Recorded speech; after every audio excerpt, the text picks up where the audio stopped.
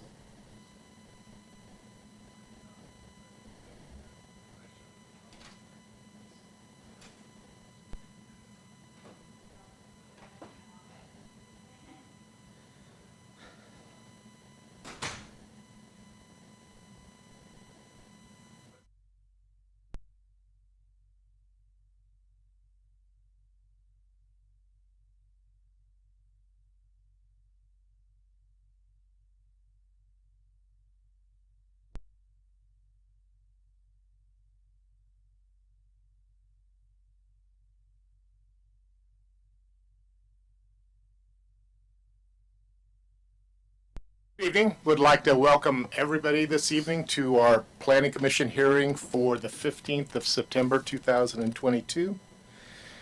And at this point, I'll ask there be roll call, please. Absolutely. Commissioner Wyrick? Here. Commissioner Willers? Here. Commissioner O'Neill? Here. Vice Chair Barnett? Here. And Chair Wellender. Here. Okay, at this time, I'd like to go ahead and we'll have the Pledge of Allegiance, and I think I'm going to reach out to the public and ask if George would be willing to lead us in the Pledge of Allegiance. To the flag of the United States of America and to the republic for which it stands, one nation, under God, indivisible, with liberty and justice for all. Thank you, George. Okay, at this time, I'm going to open it up to the public for an opportunity to come forward and speak to items that are not appearing on the agenda. Seeing no movement, I'm going to rescind that offer. And no comments in Zoom. Thank you. At this point, I'd like to then move on to the review and acceptance of the agenda as it is written. Do I have any comments? Make a motion to accept. Second. A little discussion before we take a vote on that. The only item that I was kind of interested in briefly talking is item number 7.2. And the question that I have in hand is that it seems to be an issue that should be resolved between the district school and the homeowner, and not necessarily bringing it back to or bringing it to the commission. It's just my own perspective on it, and I'm certainly open to being overridden or further discussion on it, or accepting the agenda as it's stated. See no movements. Let's have a roll call. Commissioner Wyrick? I'm sorry, what am I voting on? The agenda. Acceptance of the agenda. Okay, yeah, accept the agenda as Commissioner Willers, Yes. Commissioner O'Neill, Yes. Vice Chair Barnett, Aye. and Chair Wellender. I'm outvoted, yes. Motion passes unanimously. Okay, then we're moving on to late correspondence, which I believe was just uploaded for us. If Correct, yeah, all the correspondence has been emailed as soon as we receive it, so it is in the document center. We've received 7 letters. There are 3 letters of support for item 7.2. We have comment letters regarding historic sites and the SDC presentations that will be presented by Director Storr later today, and 2 comment letters on the general development standards. Very good, thank you. So with that in mind, we're going to turn to the consent calendar, and I see nothing is listed, so we will not park on there. And we're going to now move directly on to public hearing, and we're going to move right into item number 7.1. So I would welcome staff to give us your report, please. Thank you very much. The application for discussion this evening is a use permit at 472 5th Street West. It's a use permit application of Robert Anderson to allow a live-work unit at this property. The project site is located to the north of Wells Fargo Bank off 5th Street East. It's located in the Northwest Planning Area and is zoned mixed use. The intent of the mixed-use zoning district is to allow a wide variety of uses and support residential uses. And residential and office uses are allowed subject to a use permit. Here's a photo of the project site. So the project includes changing the use of the 1,125 square foot commercial building to a live-work facility, which would consist of an office totaling 285 square feet, a 679 square foot residence, and a common area totaling 161 square feet. There are no external modifications proposed. The use is allowed, and so this is analysis is a little bit confusing. Sorry, this is Wendy's project, so I'm pinch hitting for her while she's in Scotland. So the mixed use, it's allowed with the live work is allowed with a use permit, and the structure complies with all development code requirements, and there are no changes to the building proposed.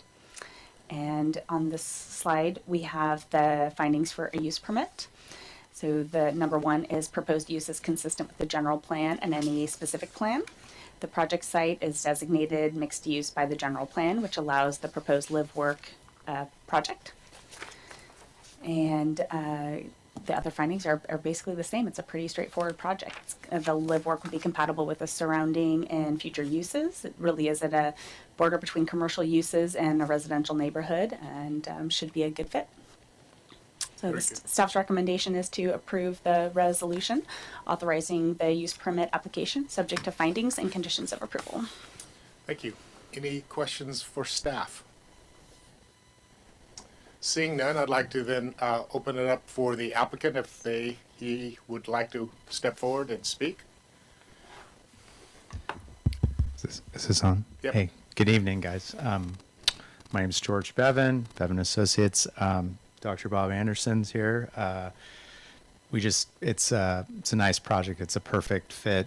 He's technically renting the space with a purchase option based on your approval, hopefully tonight. The location's perfect for him to live, work, and go to the store and go to Whole Foods and everywhere else. So close to downtown and just be out and about. So anyway, appreciate the support, and any questions specific to work, live, work, hours of operation. If we want to get into that tonight, we're here. So thank you. Thank you, George. Now I'd like to open it up. Got a question for staff. You're too late. Just kidding. Go ahead. Christina, with the approval of this application, are we effectively creating a precedent for this property? In other words, could a subsequent occupant of the property use it as a live-work space just without any application or other approvals? Yeah, so the use permit runs with the land, so by approving the live work use at this point in time, it would run with the land in perpetuity until which point another property owner wanted to change the use. And as you know, our mixed use zoning district basically requires a use permit for anything, so at that point in time, if somebody wanted to change, they would have that option available to them. Okay, and the resident that's next to it on Church Street, it's on the corner, is that covered by the same zoning? Let me check.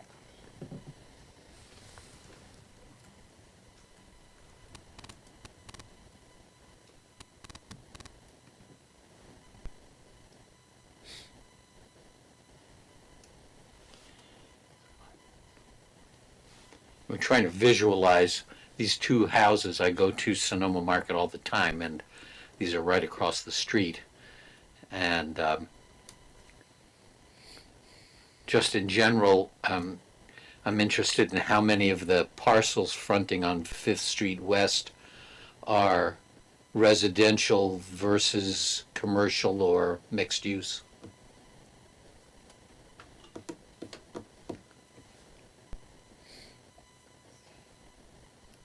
You got Wells Fargo on the corner of West Napa.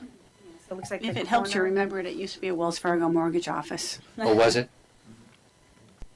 So it looks like that Wells Fargo is commercial, the shopping center across the street is commercial, and I believe, I believe that extends up to the corner, that there was a use permit for, the residence right at the corner of Fifth Street West and West Spain.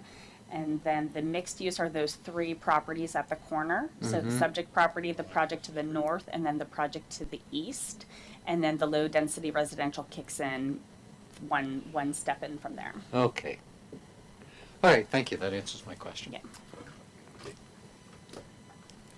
Okay, seeing no more, then I am going to go back and open up to the public at this point if they would like to speak or come forward and speak to this project. Seeing no movement, then I'm going to close the open portion of it and And bring I it will back. interrupt you and say that there are no comments on Zoom. Thank you for the interruption. Now, with no comments from either the public or Zoom, I'll close the public portion and bring it back to the commissioner for discussion and possible action. I make a motion that we approve the resolution for the use permit, subject to findings and conditions of approval. Is there a second? I'll second it. Further discussion? Seeing none, roll call, please.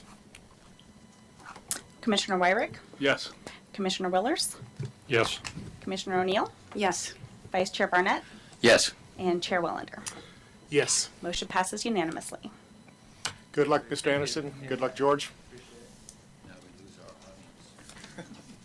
Hey, Porter to stick around for the rest of the show. the rest? This is not a good look. It's a sad commentary on the commissions. Don't do that to yourself. Thanks, guys. Have a good night. Oh my gosh. I'll watch it at home. It's fine. Yeah, sure. Yeah, we've heard that one before. Well, I guess we can go home. There's nobody here. Okay, moving on to the next item, we have item 7.2, which is a discussion, consideration, and possible action to approve the variance application for Chris and Robin Sebastiani to allow for the construction of a 580 square foot outdoor safety covering in the rear setback at their home at 261 Macarthur Lane. And at this time, I'll turn it over to staff.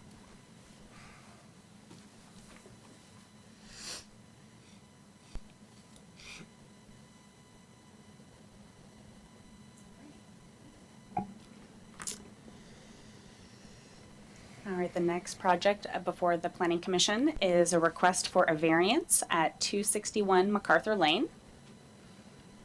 So you can note you can see, so this is the residence that we're going to be discussing. This is, in this photo, you can see the net that the school has erected in the background, and kind of see how it's falling down.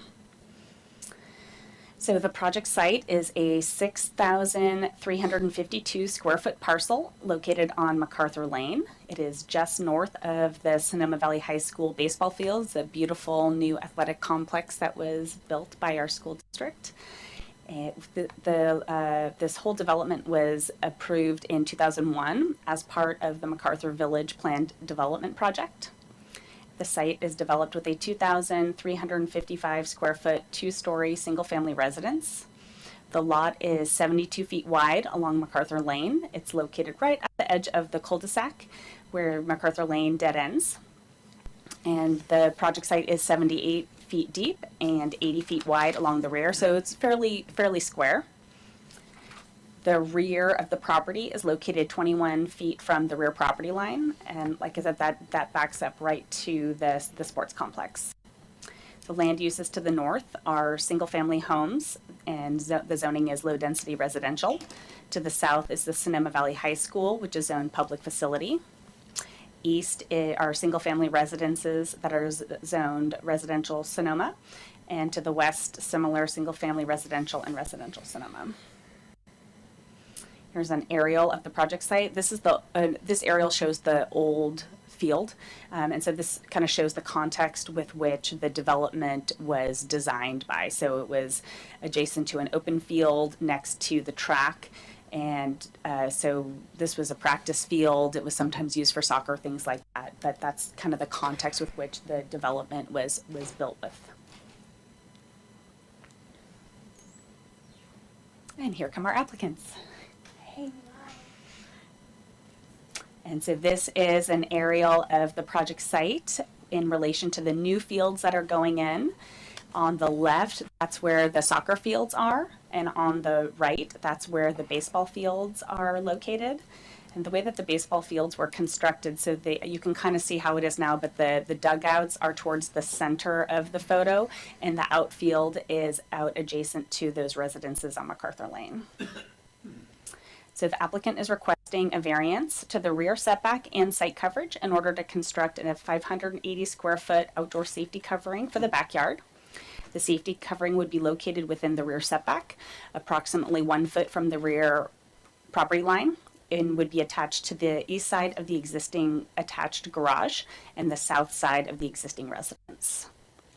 The proposed safety covering would be 29 feet by 20 feet with a maximum height of 14 feet, and it would slope down to 11 feet. And the roof would be constructed of a metal roof on wood framing. Here's the applicant's site plan.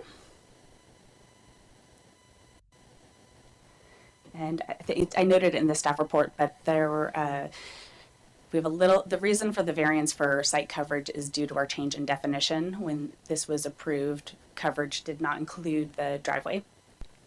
And so we're just trying to be very clear about what's being proposed today.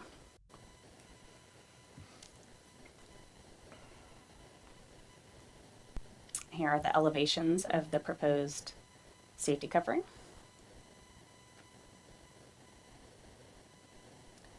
Here's some additional photos that I took today. And it's a little hard to tell in the photos, but the applicant, and I'll let them elaborate a little bit more, but they've been working with the school district for a couple of years trying to come up with a solution. And the district did put this fence up. Some of these photos, you can tell that it's really sagging at the top.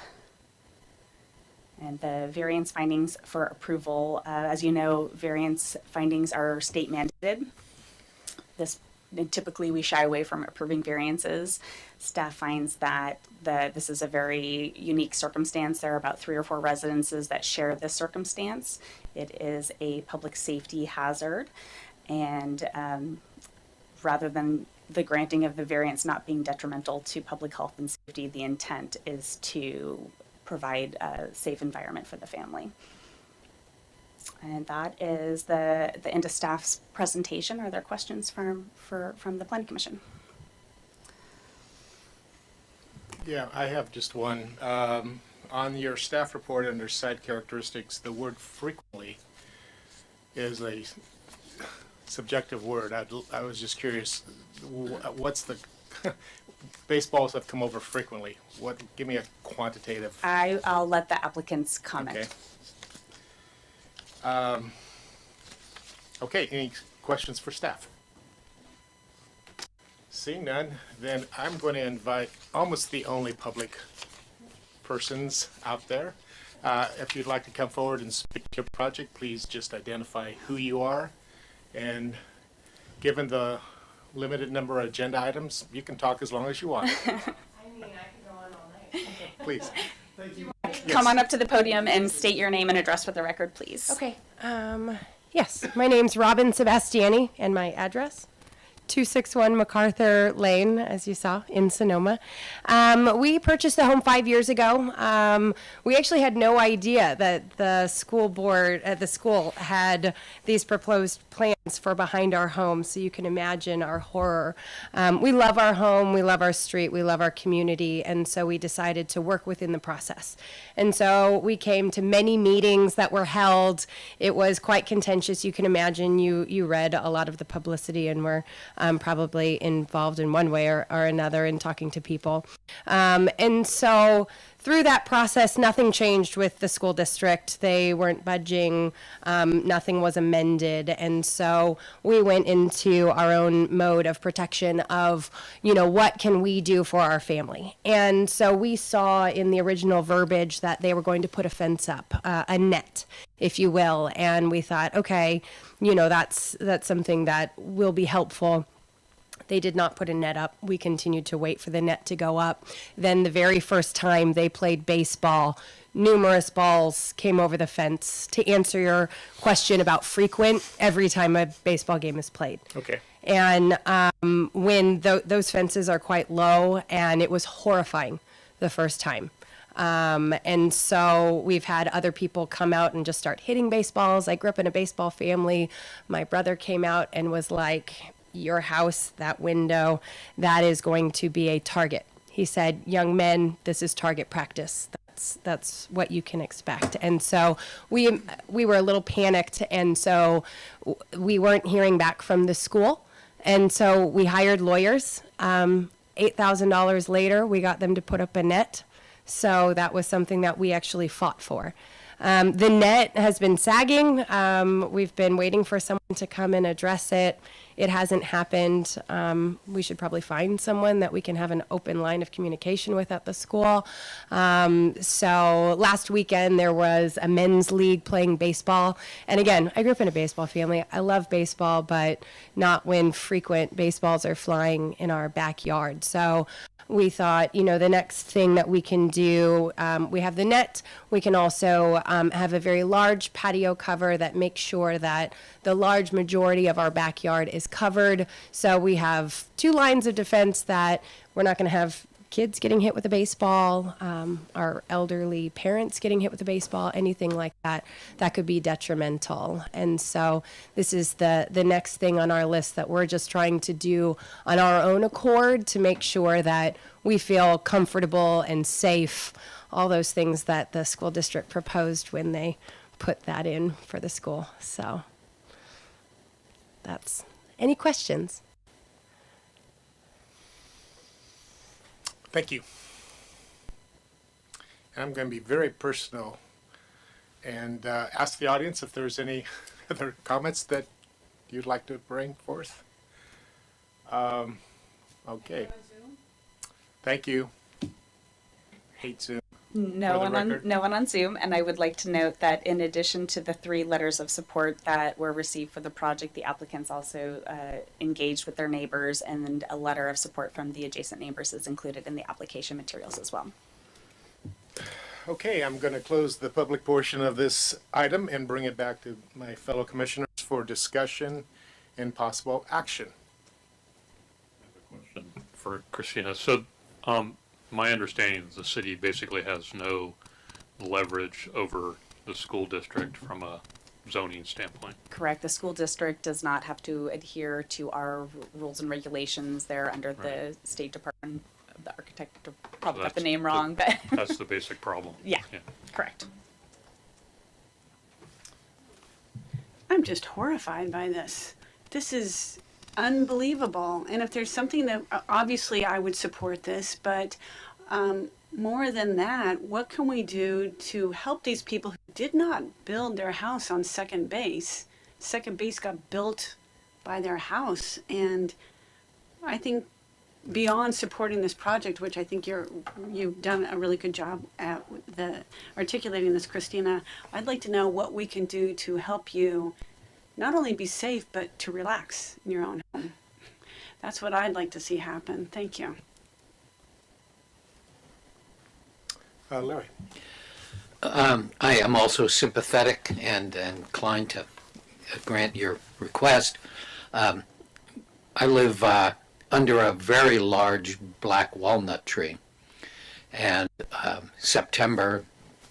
August, September are the months where the nuts essentially fall from the tree, and as well are thrown at me by the squirrels in the morning when I'm out there. And the sound of the nuts falling on our tempered glass covered porch is startling.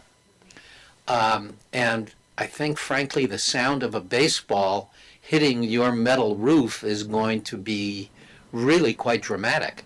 I don't know if there's another sort of material that might prove to be less severe as a sound, but a fly ball hitting a metal roof is really going to startle you and the kids. And so I'm just thinking aloud about whether or not there is something else you can do, not necessarily as a replacement for the metal roof, but as a sound deadening material that may prove to make it more workable. Because if you're getting baseballs in your yard every time they play, you're going to get baseballs hitting your roof every time they play. And it's going to be loud.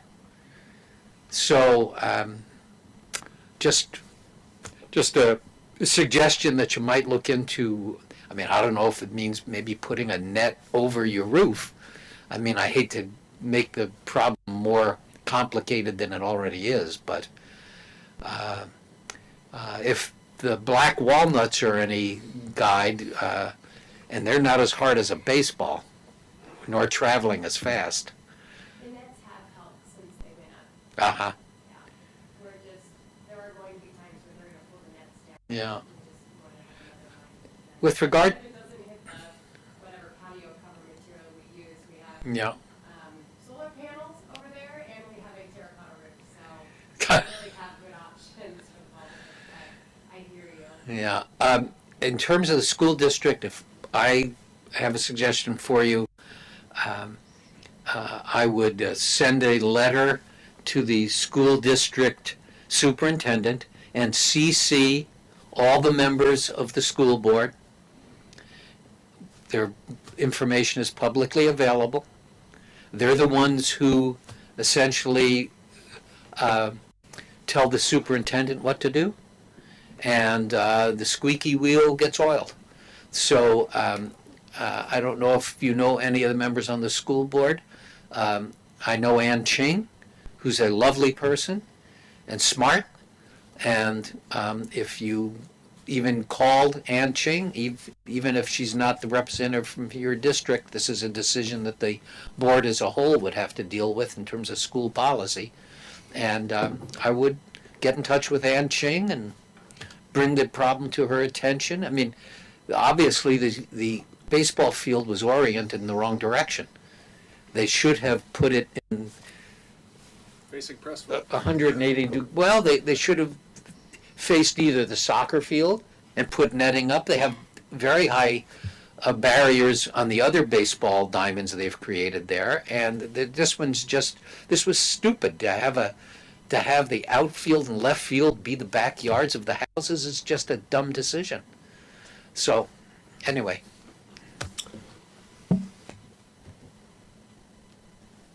Yes, go ahead. I'd like to make a motion. Not yet. Not yet. Couple things. One is I am very disappointed that you were not successful in working something out with the school. I was not part of the, I was not totally engaged with all the neighborhood discussions that took place. I was amazed when I was walking out there. It's a pretty incredible new athletic complex that at least the students of Sonoma should be grateful for. I was disgusted to the point that I put in a call to the superintendent today. Unfortunately, the superintendent is in a conference in New York City for some college, which I'm disappointed that he did not return my phone call because I had several questions for him.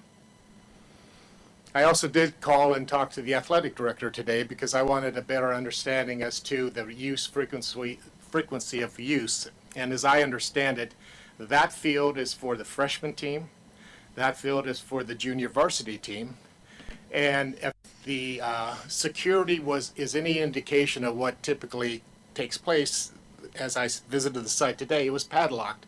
And I'm a little bit surprised to hear that there was a men's league playing there because it is my understanding that the vast majority of the use of those fields is restricted to principally the schools, high schools.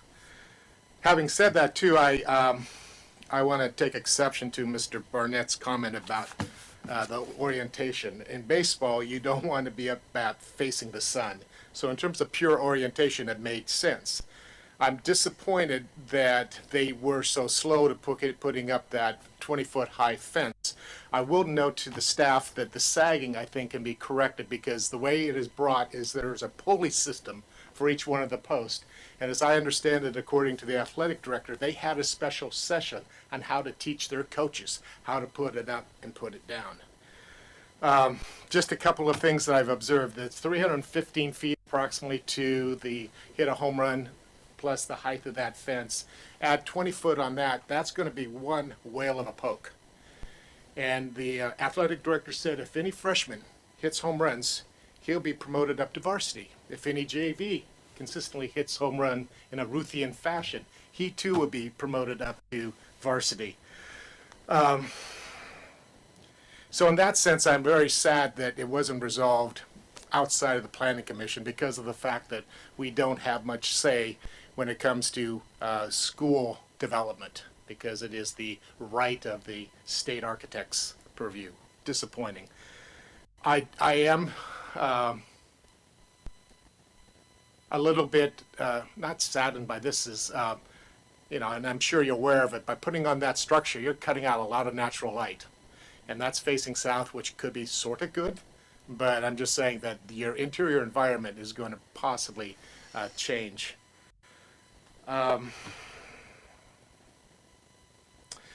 So although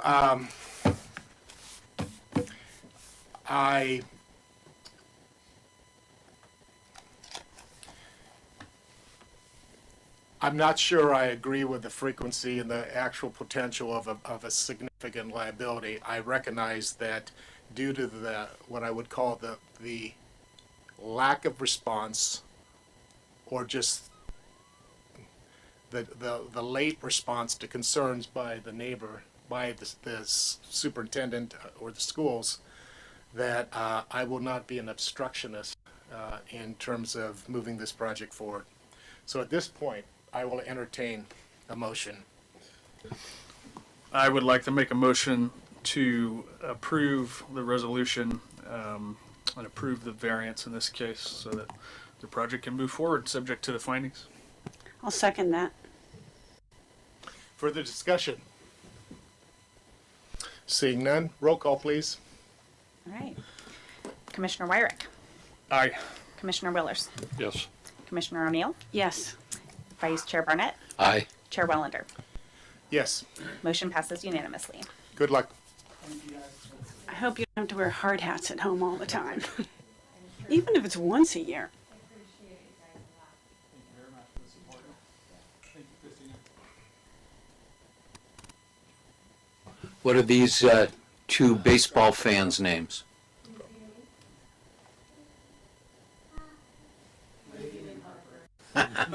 Thank you for coming to the meeting tonight.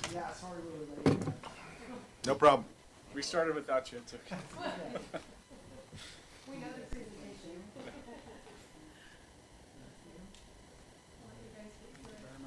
Thank you. Thank you.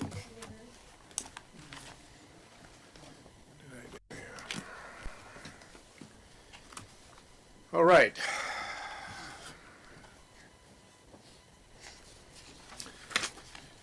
Normally, we would be taking a break by now because we're so slow, but we're so fast tonight that I cannot justify a break yet.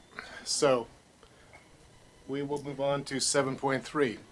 Discuss, consider, and take possible action on recommending to the council the introduction of an ordinance amending the Sonoma Municipal Code, Title 19, Chapter 19.40, et cetera, et cetera, et cetera. And I'll leave it up to staff to fill in the blanks. Thank you.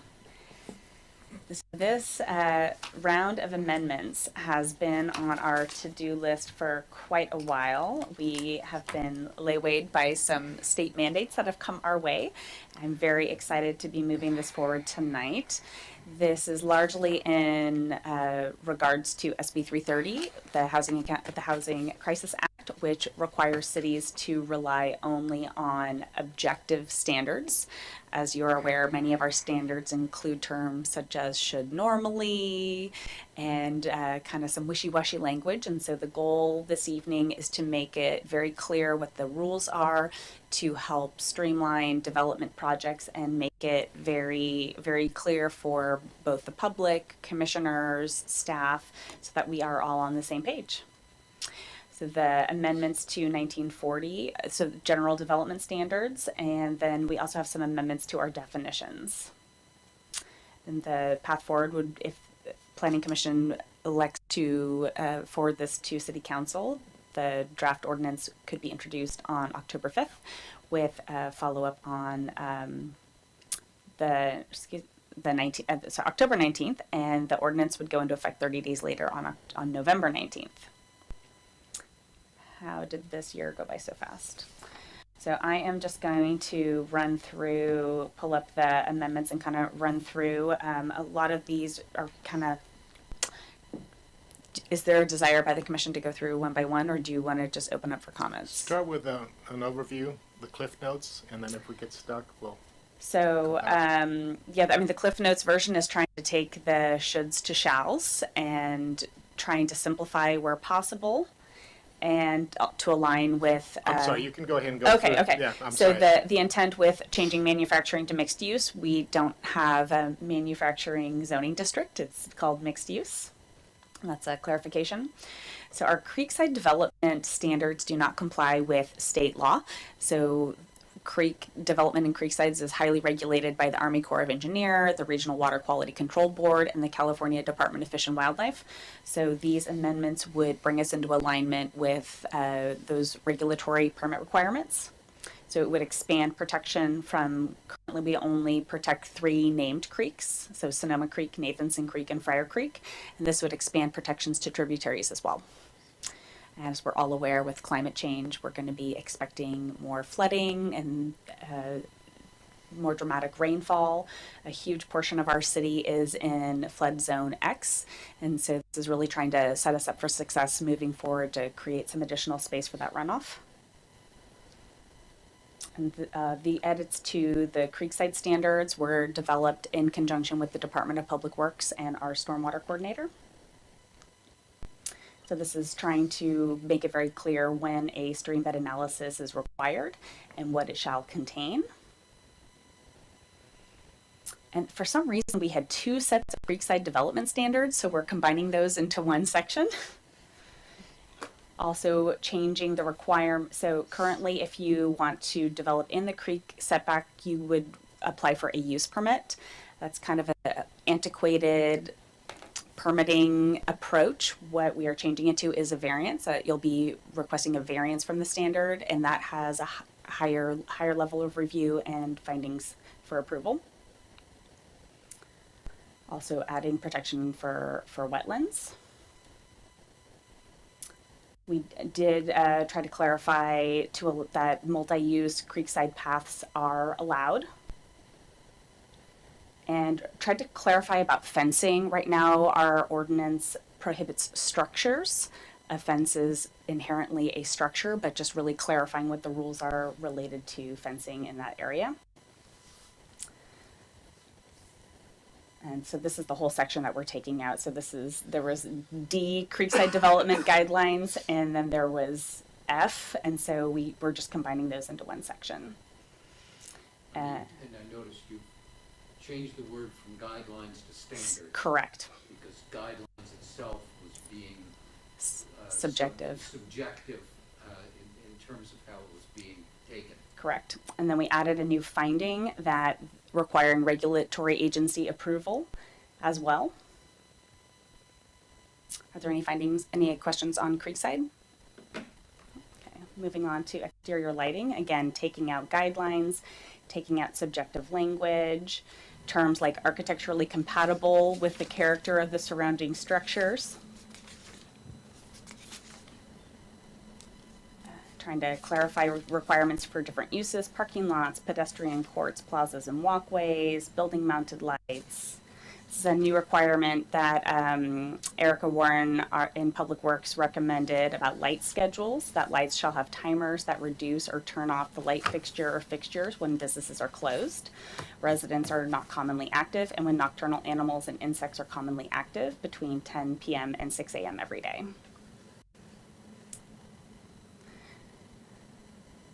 Again, should not normally exceed as now shall.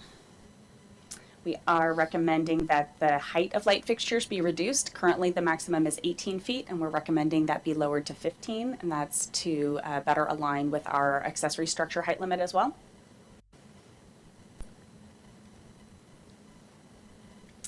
And these amendments have also been reviewed by not one attorney, but two.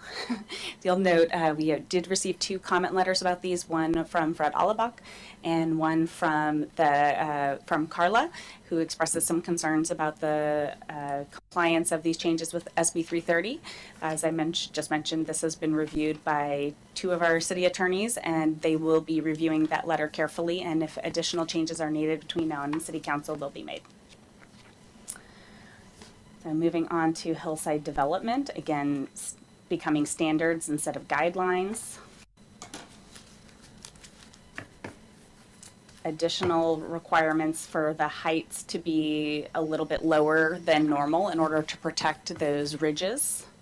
So going from, I think 30 feet to 18 for a single story and 25 feet for a 2-story structure.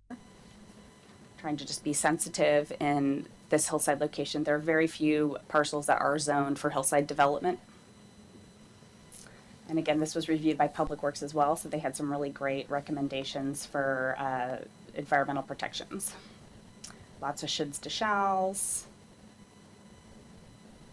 Should be considered has become shall utilize.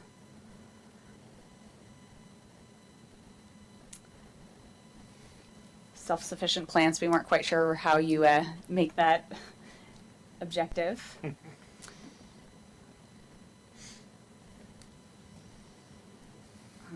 That's about the end for Hillside. Were there any questions on Hillside? No, but I thank you. So moving on to landscape standards. So this is just adding some clarifications, trying to be more specific about where the landscaping of parking facilities is located in the code. Same with our water efficient landscaping ordinance.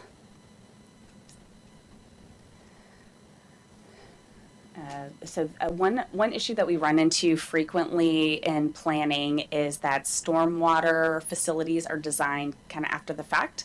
And so we often will get a project through planning, and then there's all these ASMA requirements that the project has to comply to. So we're moving some of those requirements into the code to try to help developers be aware early on and consider those requirements earlier in the process.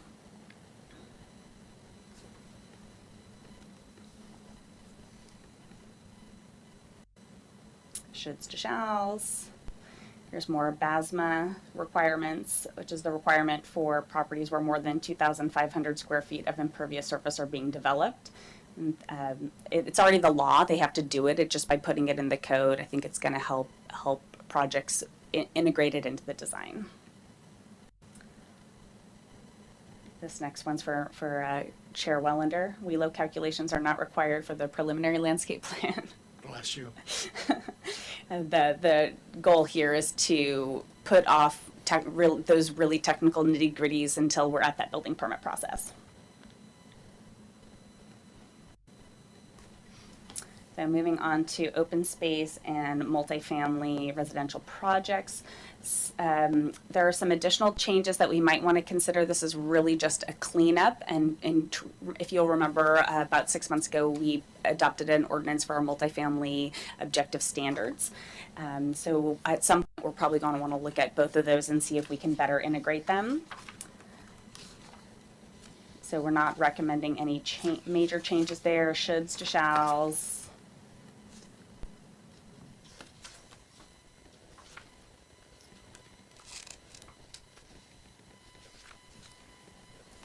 This is just a clarification about commercial development incentives. A lot of this language is subjective, so it wouldn't apply for a multifamily project because of SB 330 and some of the other state laws. Taking out guidelines.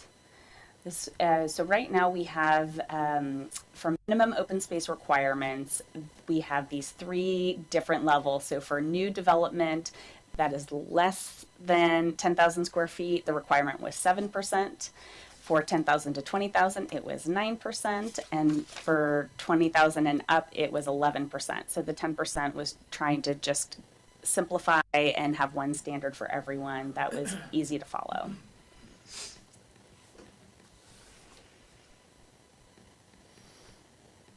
Shoulds to shalls, lots of shoulds to shalls.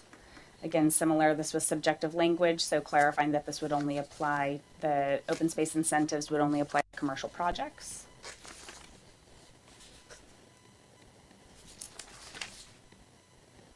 Screening and buffering, just clarifying that it can be used for multi-benefit projects, stormwater vegetated swales, bioretention, etc. So this next round under solar equipment, this is an outdated requirement for a use permit that does not comply with state law. So we're proposing to remove that. As much as I love language, the satisfaction of the city planner, that is quite subjective. So we're taking that out and requiring compliance with the standard.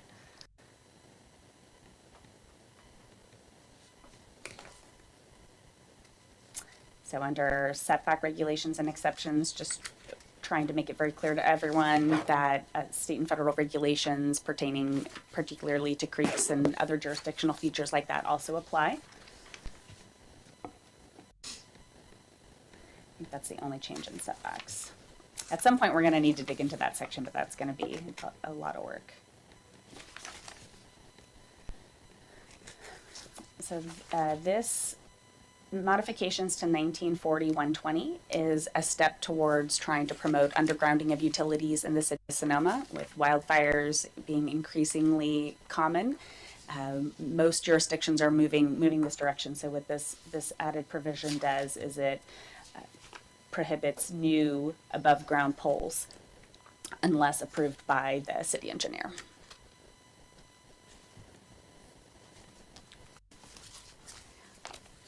And then under scenic vistas, we don't clearly define what a scenic vista is. And so this is identifying the features that are unique to Sonoma that add to that important visual quality. Taking it wherever possible. And then as far as the definitions go, well, if we're regulating creeks, it's probably a good idea for us to all be on the same page about what a creek is. So we have recommended definitions for a creek, an ephemeral creek, intermittent creek, perennial creek. We're also adding definitions for open space, common open space, private open space, and wetlands. And that's the end of my presentation. Are there questions? Ton. Yeah, please, we'll start. Well, I just want to start with a thank you, because this is obviously not perfect and not everything's been delved into, but just, I think I counted 146 shoulds when I was going through that. And just to get that cleaned up and to get the level of cleanup that you've done already and not wait for it to be perfect and to have something that can go to city council and get taken care of quickly, I just want to say thank you for that. Yep. Okay. Bill? Christina, it's relative to the landscaping portion. You know, we require commercial development to put in landscaping.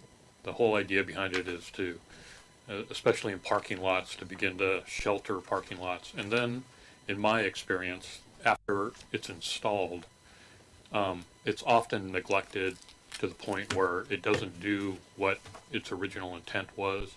And it doesn't seem like the city ever has any teeth to follow up to make it put back essentially to what the intent was. Is there a way of getting something into the development code or into an ordinance that requires, I know that there's language that requires the property owner to maintain, but in the event that they don't maintain, is there anything that the city can do to step in and maintain it for them at a cost to them? Because to me, that's the only way this is ever going to get solved. Yeah. You know, trees in front of the standard station no longer exist. They were specifically put in at a time when that project was being proposed as a buffer to screen the canopy from the street along the highway. The too high canopy. Right, a too high canopy. And you know, the gas station obviously, you know, said we don't want to do that. The city made them do it, and what did they do? They put them in and killed them.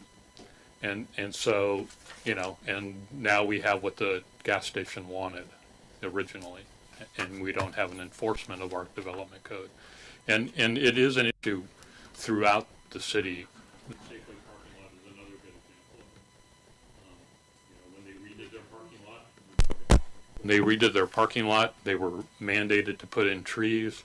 The trees, for all intents and purposes, are nothing more than twigs.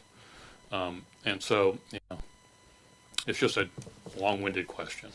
Can we take care of it? I don't have a great answer right now. We can definitely look into that with our city attorney. I don't know if Director Storer has. Oh, he's raising his hand. We'll see if he can chime in. Hi, good evening, folks. Sorry for not being there in person. I had a family matter come up, but yeah, I've come across this before. Typically, in our commercial projects, there's a use permit attached, and that would be the hammer, if you will, where we could actually revoke the use permit, and that's for the most part. But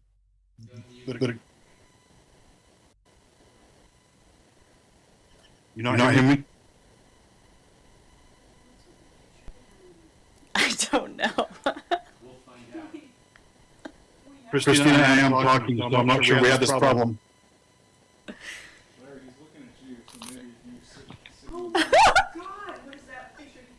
Okay, I'm gonna stop his video.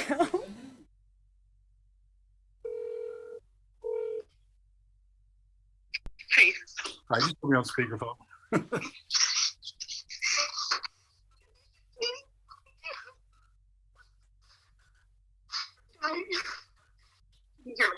Yeah, what's going on? The picture behind it. Oh my goodness. I'm in a VRBO. Jeez. It's gone. Dad, go. Can you hear me, Christina? Hello?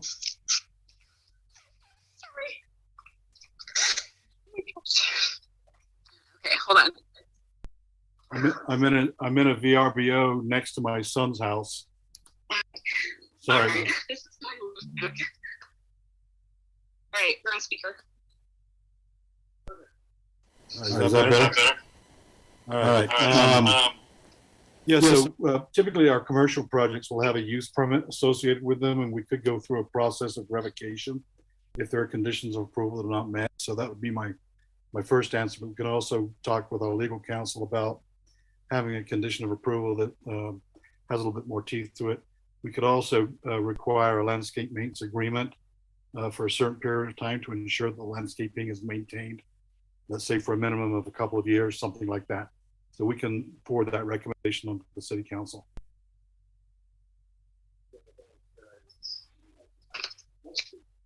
When conditions are placed on a use permit approval, they actual conditions. Yes, they run with the land. So if they are, the city should be in the position of being able to enforce those conditions perpetually as well. Correct. Okay.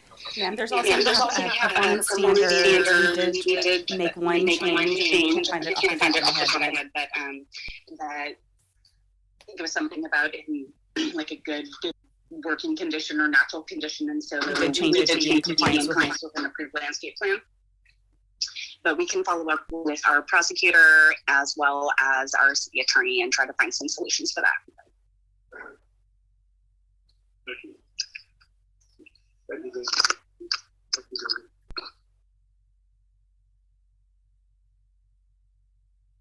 I'll go to you, but one comment, Bill, to your comment regarding, I don't think it would be practical to have current city staff come in and try to maintain something at a price.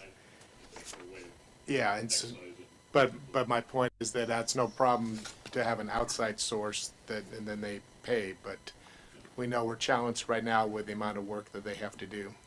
And so, anyway. Mr. Barnett. Well, let me also thank you for the effort, Christina. Thank you. I know it was a lot of work, and each of us, I think, participated in this process in our subcommittees. So jointly, we've accomplished something that I think is very important, significant. I look forward to its implementation. I read some of the correspondence that came to us about this. And I just want to say that, first of all, I find this kind of automatic, what I would almost refer to as reflexive commentary about any effort the city makes to conform to the new state laws as somehow a subversive effort to impose a conspiracy of design standards that reinforce the notion of town character to be really offensive. The fact is that character is important. I really dislike the fact that the state has decided that matters of character are not important, and I will continue to speak out in favor of the nuances of aesthetic considerations. But given the realities of the law, we've had no choice but to convert our language to remove what was some flexibility and nuance from our code and replace it with hard and fast language. That being the case, I'm very pleased with the decisions that got made in this particular case. I understand that the city attorneys have looked at it, will continue to look at it to make sure we're not violating any tenet of the state law, but I resent, frankly, the implication or the accusation that this commission or the city as a whole is attempting to squirrel its way out of conforming with the state regulations by conforming with the state regulations. It's an offensive accusation, and whether it's made by individuals or organizations who automatically assume that we're up to some nefarious purposes and not supportive of housing is really not just offensive but ridiculous. I'd have to agree with everything Vice Chair Barnett says. Yeah, I mean, I think it's been a good collective effort here to take both a hatchet and a scalpel to the development code and remove a lot of that objectivity. I'll say thank you also. Seems like it's the thing to do, but sincerely. I noticed in the definition of creek, it doesn't offer any alternative pronunciation because there's a shellbilly term known as crick that I didn't see that in there. We'll take your recommendation forward to City Council and see what they say. This is, just refresh my memory, if this gets sent to City Council signs it, will this have any impact on the Hillside project going forward directly to City Council? Or is this all for projects hence after? So that project, and I'm not sure how much I can comment on that. I'll look to Director Storer to waive if I'm speaking too much. But that project is under a separate agreement for processing, and we'll have to look carefully at what rules apply to that project. It would be in effect 30 days after the ordinance is adopted. So there's introduction, Right. then adoption, and then it would go into effect 30 days after that. In reality, probably what was agreed upon between attorneys probably wouldn't have allowed to include. Yeah, I don't any have the settlement agreement in front of me. No problem.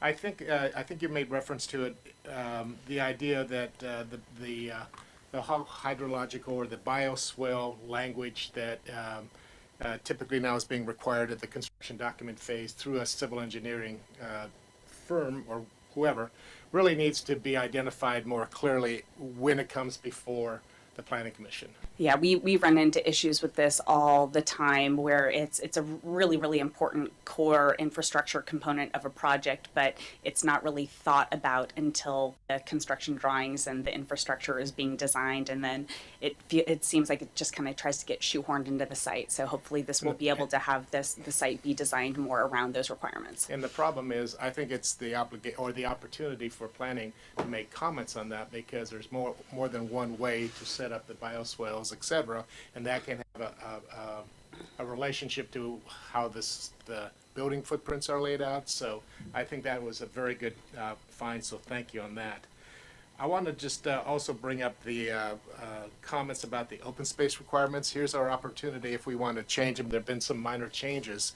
I'm a big advocate of open space, whether it's for mixed use, and I think we need 300 square feet or something like that. I just want to make sure that we're all in the same spirit, that we think we've adequately identified it, because that, to me, is a quality that we can quantify, and I think it's pretty important. So I'd like to just pull back. If I could just jump in real quick. So we did discuss that in some of the comments with Commissioner Rillers and Commissioner Barbos and Barnett, that when we're talking about multifamily, we're going to need to look at that collaboratively with the multifamily objective standards that we developed already. Okay.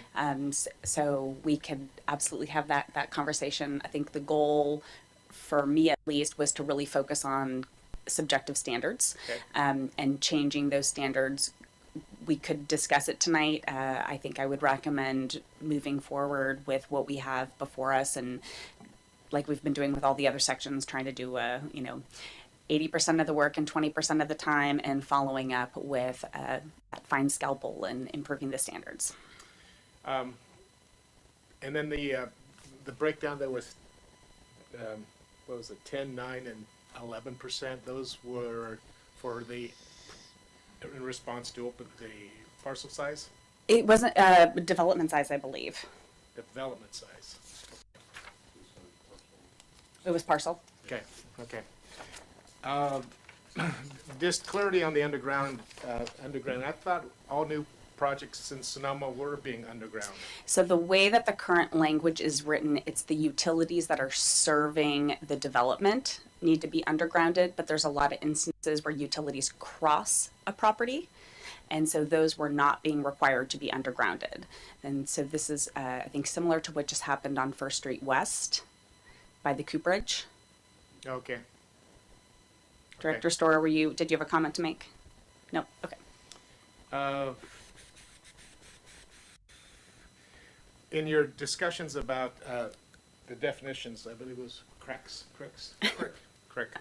I know that the county oftentimes uses the word Blue Line Creek, and we have not included that, and was wondering why we haven't identified that as something, even though it's typically out in the county.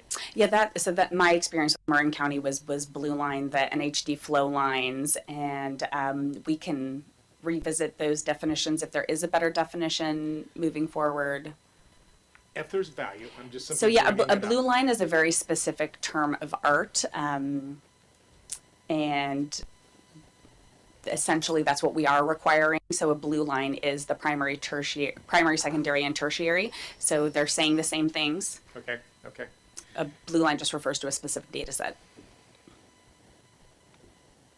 And I'll just reiterate, I loved Director Stohr's comments about what we could do regarding enforcing or encumbering the developer, the owner, to maintain landscapes, because our city is littered with landscapes that have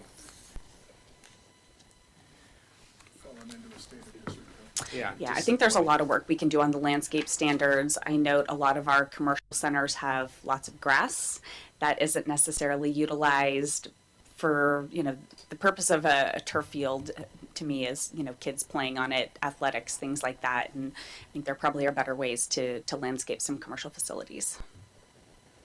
So I would do just a couple of comments, and you can take them for what they're worth. On the cover page of the ordinance, where we have all our whereases, and I may be speaking just for myself, but under the third whereas, I'd like to strike the word desires and put in the word reluctantly, because that's how I feel about this whole exercise of what they're forcing us to do. And I, again, will be repetitive with my fellow commissioners. Thank you for all this hard work. And on the fourth whereas, it says, for greater clarity, consistency, and ease of use and understanding, I would love to use that as a motivation for everything we go forward, because I think it'd be great if we can continue to provide clarity and consistency and ease of use for the private sector. And so the only other whereas that troubles me is the second to last one. Whereas on October 5th, the City Council considered amendments to the Sonoma Municipal Code consistent with applicable policies of the Sonoma General Plan. And my only comment is not one of our applicable policies to preserve the character of Sonoma. And, we basically, as Vice Chair Barnett has says, we're losing that. So I am just simply not wanting to state a mindset that I certainly don't share. If there's any way we can do that. So, Mr. Willers. I also want to kind of reiterate thanks to Christina for shepherding all of us through this process. And also, just as a user of these documents, it was interesting to me to go through them and edit them from this side, and also reflect upon how much simpler it is going to be to use the document now that it's been edited. So it's beneficial. It's not just that the state's making us do it. It's actually beneficial that we have to do it, because we've made it easier to use for people, and we've made it clearer for people. So it's clear from the city's perspective, I think. There's a lot of people that have put time into it, and it's going to be clearer for the people who use it, and less room for that, this is what you said, I think you said. Just so we can keep Vice Chair Barnett's character of the town. Well, we all have to fight for that in one way or another. Yeah. So, and then in relationship to the bioswales, much like your WELO standards, it's pain to have to do that at a preliminary stage, but it is a requirement. The areas are known because of the average rainfall.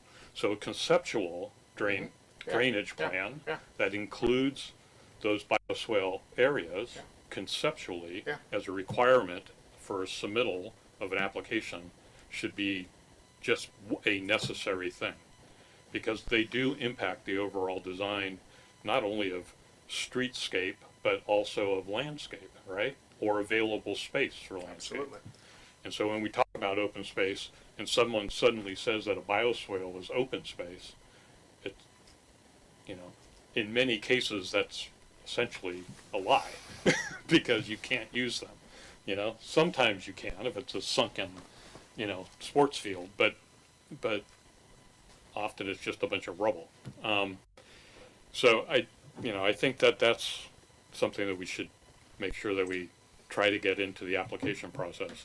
And then lastly, in relationship to the open space, and I know that we're going to flip back to that in the future, but along with what Chair Wellender said, you know, I happen to believe that open space requirements should be a given amount of area for a project, and that the project should be deciding where to put that open space based on the kind of project that it is.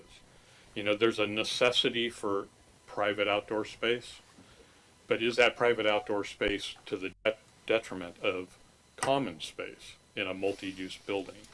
And to define the absolute square footage per unit of private, and then to define the absolute square footage of common, often work at each other. They work in, you know, restrictive ends, where some projects may benefit because of the way they're designed, that all of the space goes into common space, and that the units actually don't have any private outdoor space. It may be a benefit to the project as a whole. So, you know, I think that when we do approach that, we should keep those kinds of things in mind. But how do we do that without being subjective? In other words, if we don't You just quantify simply it, define a minimum amount of combined private or yeah, outdoor okay, space. okay. And then it would be up to per the unit. applicant to decide how that would Exactly. be best. I think that's Exactly. great. No, I think that's great. You know, in a minimum, that there's a minimum amount of percentage of open space that has to be common. There's a minimum amount that has to be private, and then after that, as a percentage, not as, Yeah. you know, and then it's just done, right? You let that take its own shape. Yeah. No. So, Yeah. yeah. A follow-up comment on that, because it's bothered me, and I've said it in the past, that I don't think we should be requiring private outdoor space. I think that it should be a function of the project, and there might be projects that would benefit from not requiring private outdoor space, but having more of a common space. And that just, there's wonderful projects in places in Napa. There's places that I've lived in myself in cities where there was no private outdoor space, and you can live quite nicely there. So I would, when we look at back at open space, I would like us to see that and kind of question that and see whether or not that is really a requirement we want to enforce on a development, because it doesn't always make sense. So I would like to just put that on the record, that I really want to scrutinize whether or not that's a requirement that we want to live with.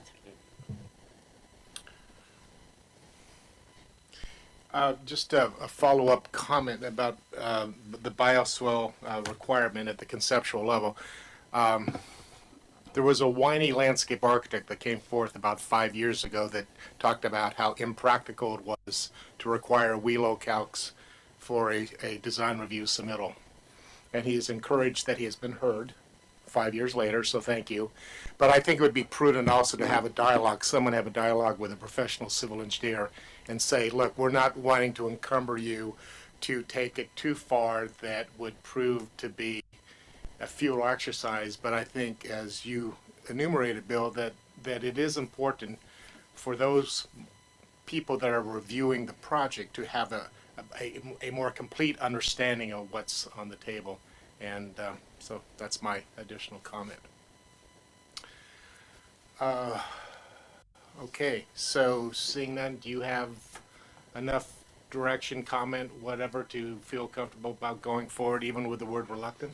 I do, and I just, from the bottom of my heart, thank you all so much for your time and energy and edits. That was a lot of code to go through, and I'm really optimistic and happy we got through it. Do we need to take an action tonight We do.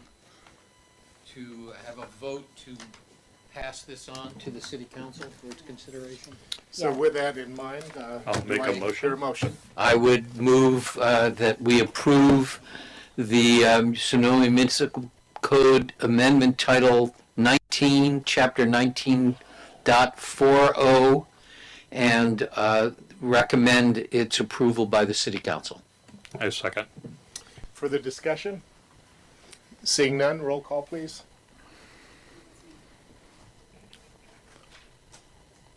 All right, Commissioner Wyrick, Aye. Commissioner Willers, Aye. Commissioner O'Neill, Yes. Vice Chair Barnett, Aye. and Chair Wallender. Yes. Motion passes unanimously. Excellent. So we're on a roll. All right, and now we are on to 8.1, which is a presentation from the director. So let's see if we can figure our tech Can we issues take a out. 5-minute break so I can go Absolutely. find my tea? Yes. Let's take a 5-minute break.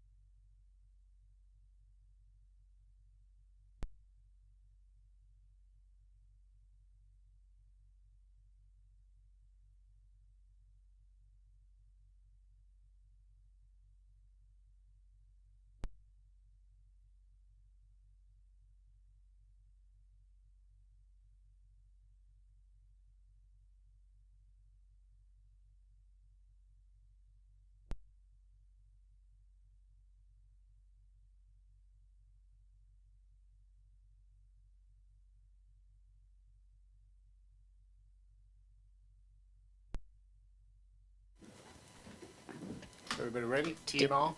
All set? Here, wait, hold on, wait.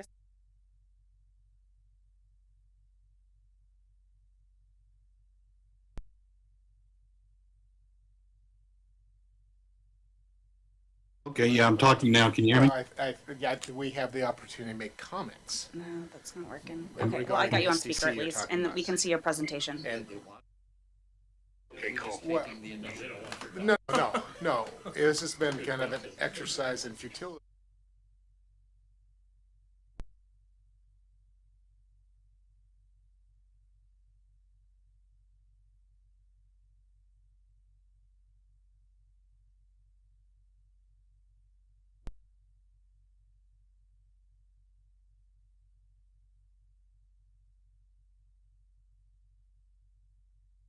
Can you hear? I can hear everybody, but I guess I'm only coming over on the phone. Okay, is it okay to commence, Mr. Chair? If you're comfortable Okay. like that, that's fine. Okay. Am I ready to go? You're up. Okay, sounds good. Thank you, Mr. Chair, Commissioners. Again, I apologize for not being there in person and want to publicly thank Christina for running the show tonight. I had a family matter come up in Utah. I was here in Utah a month ago on vacation, but something came up that I needed our family attention. So thank you for your understanding tonight. The presentation I'm going to make tonight is very similar to the one that was made a few nights ago at the City Council. This is regarding the Sonoma Developmental Center specific plan draft EIR. We are currently in the process of a public review period that ends on September 23rd. We have one more opportunity to provide comments to the City Council on the 21st. But what I wanted to do is alert the public to this opportunity to provide comment to Sonoma County. The Planning Commission will ultimately, the County Planning Commission will ultimately approve, make a recommendation to the Board of Supervisors on the specific plan. But first, they'll do a recommendation on certification of the EIR, at which point, at some point in the future, the Board of Supervisors will certify the EIR and then take action on the proposed plan. City Council in the early part of the year sent a letter when the NOP for the EIR was circulated and supported affordable housing and did not support a resort hotel in any of the three alternatives that were being reviewed by the county at that time. They also supported more of the historic museum, community center, gathering places and the like. And they also shared some concerns about transportation and traffic for the project as it related to the city of Sonoma. The current plan that is now being proposed in the specific plan includes 2,400 residents, basically 1,000 housing units. So you do the math, that's 2.4 residents per housing unit. But they're showing 660 market rate units, 170 inclusionary, and then some other smaller numbers with respect to adaptive reuse and some county provided affordable housing units. 940 jobs, and most significantly, I think, is the demolition of at least 13% of the historically contributing resources of the Sonoma State Home Historic District. In the EIR, there are two significant and unavoidable impacts that even with mitigation, still are significant and unavoidable despite the best practices as far as providing TDMs, transportation management measures, to help reduce impacts. One on the historic side of things and the second one on the VMT. Notwithstanding, there's very few projects that can get to a point of total elimination of VMT, vehicle miles traveled, that is. But in this case, with respect to the proposed project, based on the number of residents and jobs, that will not be attainable. The proposed project also provides for an alignment of an east-west, west-east road from the core campus area to Highway 12.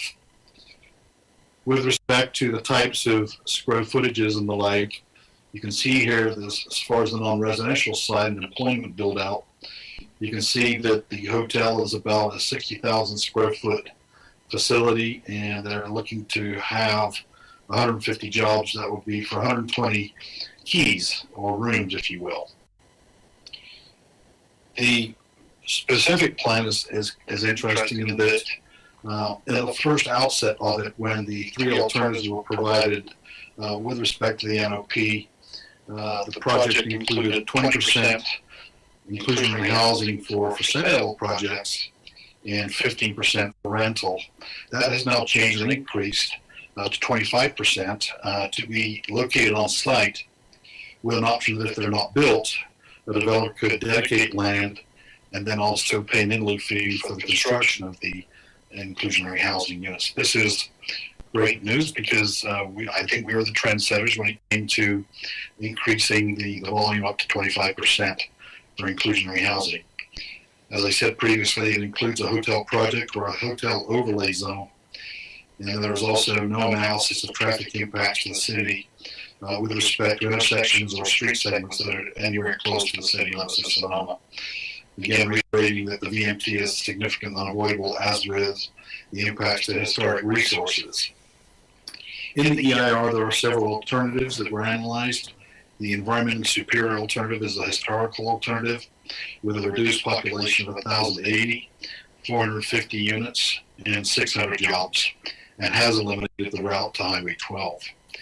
As I mentioned previously, what you see there in the red are the areas that have not been analyzed in the EIR, primarily because level of service is no longer the metric used for transportation impacts in CEQA documents. It's strictly limited to VMT, and for all the right reasons. However, we, the city, have no indication as to the impacts upon our city. What we asked the direction from City Council was to see if they were of a mind to send a letter to the county in response to the specific plan in the draft EIR, and we will be presenting a letter based on the direction and thoughts of the City Council staff to present at the next meeting on the 21st of September, next Wednesday. This concludes my comments, and I'll try to answer as many questions as I can. Thank you, Mr. Chair. Thank you, David. Any questions? I'll break ice and start. Can you give us a little bit more clarity on the impacts to historical resources as being, what was that dual term? Significant unavoidable. Significant and unavoidable. So we're referring to some of the older campus buildings that, from a financial standpoint, they can't work with, and the only option is to deep six them. Is that correct? Yeah, that's correct. And Christina, just because of the audio, she can talk a little bit about the significant unavoidables. Basically what it means, and then Christina, please feel free to add, is that the Board of Supervisors will be making what's called findings of fact and adopting a statement of overriding considerations, as it says, in essence, notwithstanding our best efforts, this is just the casualty of war, and it unfortunately will be VMT and historical buildings that will be lost as a result of demolition and the like. Christine, do you have anything to add on that? Yeah, I'm going to put the phone down though, so don't think that I'm ignoring you. Sure. So, and this is just a little bit of a lesson because we do have an EIR coming before the commission shortly. So as far as CEQA goes, hold on, let me turn that down. The lowest would be no impact. So, for example, in the city of Sonoma, if we have a development project on land that's zoned commercial, it's a redevelopment site. There's no agriculture, it's not zoned for agriculture, so that would be a no impact classification. The next would be less than significant, so that would be that the impact does not rise to the threshold that has been established for any given impact. So probably the cleanest example are air quality emissions. So for construction projects, the Bay Area Air Quality Management District has established thresholds of significance for each type of air quality pollutant. So we can do modeling. If the threshold is 54 pounds per day and the project would give off 20 pounds per day, that impact would be less than significant. The next impact would be less than significant with mitigation. So similar to that air quality example, if the project would emit 60 pounds per day, which is over the threshold, but there are measures that can be put onto the project to reduce that. So common measures for reducing air quality emissions would be cleaner burning emissions, or spreading the project out over a longer period of time, things like that. So those mitigation measures, which would be required on the project, they would also be conditions of approval, would reduce to below that threshold. There's some issues, VMT is a very common one, where despite our best efforts, we can't get below that threshold. So for VMT, a common number you might hear is 15%, so trying to reduce VMT to 15% below the baseline. So we can come up with plans and ways to try to do that, but it's very hard to have a mechanism that's going to enforce that. And so that's we're going to see VMT significant unavoidable impacts in our community for probably quite some time. Again, this may get into the weeds too much, but is the main administrative building part of the unavoidable casualty of war? I don't believe it is. I believe it's some of the structures in and around the main campus area. I do know that the hotel's nearby, so it will have some impact on it. Okay, thank you. Any other questions for David or Christina regarding the SDC? What were the city council's, having not watched their meeting, what were the city council's opinions or recommendations to staff? Sure.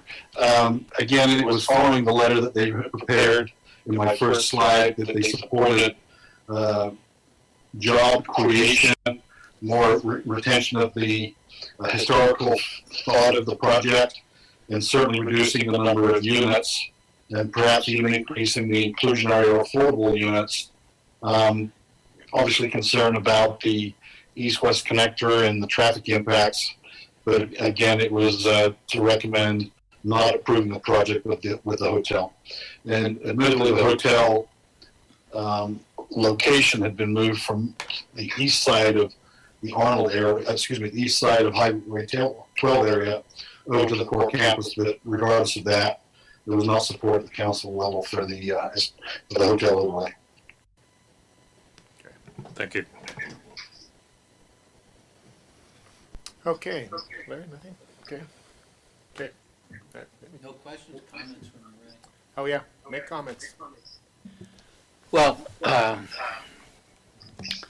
I've been trying to keep up somewhat with the public commentary on this project that's been happening over the past few years. I haven't attended any of the public forums on this. I'm somewhat cynical in that I'm not seeing the spirit of the public comment reflected in what seems to be the project momentum that's taking place here. And I'm not really even sure in the end whether the county's opinion is going to matter much to the state. The state is likely to be looking at dollars. There's a specific agency of the state that's responsible for dispensing with and otherwise selling state-owned properties. That particular department, of course, is going to be evaluated on the basis of whether the arrangements they make for the disposition of a property covers the cost of that department's time and its employees' time of that department, and on top of that produces additional revenues that the state can have available. To that extent, you know, we're dealing with, in its own format, a sort of capitalistic effort on the part of the state to maximize the value of its own efforts as they sell them to private interests. I think that's regrettable. I understand the motivation because the state is always looking for more money to support its operations, and yet the imperatives of doing that leave behind oftentimes what the communities affected would really like to see. It seems to me that the overwhelming opinion in the valley of the residents is that they want to see a smaller project on these lands, not the bigger project. Obviously, inclusion of the hotel is a great and high intensity of use of this property. I'm glad the city council went along with the idea of not supporting the hotel. That's also the way I would feel. I think there are other potential uses, public uses for this property that could take advantage of some of the historic buildings in a positive way and lend to their preservation. But commercializing this property doesn't feel good to me. Recently, the issues have been raised about fire safety and evacuation, and what the impact of anywhere between 2,000 and 3,000 additional residents, basically on Arnold Drive, would have on the pace and ability to evacuate the area in case of a wildfire. There's seems to be a widespread community opinion that this whole specific plan has not addressed the issue of fire safety and evacuation plans sufficiently. They've admitted that the development of this site, the way they're contemplating it with 1,000 residential units, would obviously add time to the in traffic during any evacuation, but I don't think that that's going to be cold comfort to people who are stuck in their cars as the flames rage around them. So I think this is a very problematic project, and I think that I would support, as I think it appears to me, that the staff did and that the city council did, which is to support the historic, am I correct, David, that the city was supporting the historic option, a smaller type development? Yes, thank you, Vice Chair Barnett. Just give me a thumbs up, I can't hear you. Yeah. So I go along with that recommendation. I think the more modest development of the site is in order, and I wish I felt more sanguine about the opportunity of that happening. Thank you, Larry. Bill? Well, I agree with everything that Commissioner Barnett has said, and I would like to also, it's unfortunate that this piece of property, while it's a unique opportunity, is being seen as an opportunity to solve too many problems, basically. And a problem we don't have, I believe, is hotel space in Glen Ellen. And it just presents a whole nother level of impacts that the project presents. And so the hotel is while the state wants it because it makes it profitable for the state in terms of selling it to a developer, it increases the significant impacts on the property by the VMT.